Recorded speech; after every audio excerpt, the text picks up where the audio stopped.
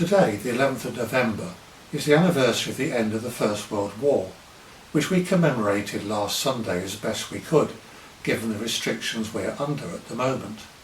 Perhaps like me, you watched the online service led by Bishop Stephen. I found it profoundly moving, and as happens every year, it made me think about what I can do to reduce conflict, argument and disagreement. Although the Armistice Day commemoration is a reflection of armed conflict between nations, any conflict, however apparently minor, an argument between neighbours about a fence even, can spiral into unpleasantness and even violence, leaving lasting damage to relationships, frustration and pent-up emotion, all of which is bad for our mental and physical health, as well as being opposed to the values we seek to live by on earth, the values of God's kingdom. As Christians, we are called by God to live a full and fulfilling life, and Jesus taught us that the basic rules of that life are to love God and love our neighbours as ourselves. Often the former seems much easier than the latter.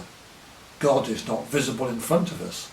It's not God who's pushed into our place in the queue or plays their music loud every night. Neither is it God who's fighting in all those out-of-the-news places that we don't hear much about, where conflict seems endemic and innocent people live in fear of their lives every day.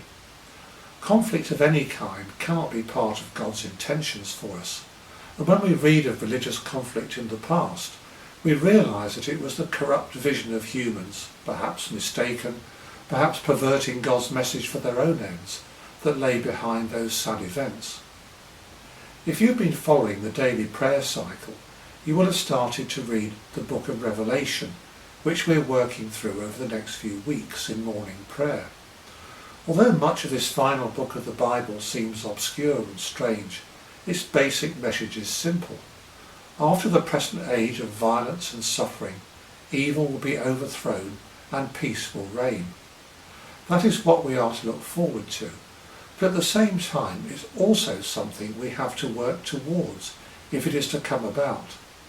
Pictures of God wiping every tear from our eyes need not be far off in the future.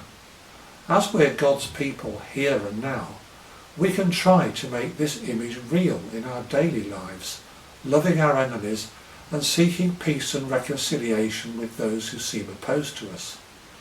That would be a wonderful outcome of thinking about the 11th of November.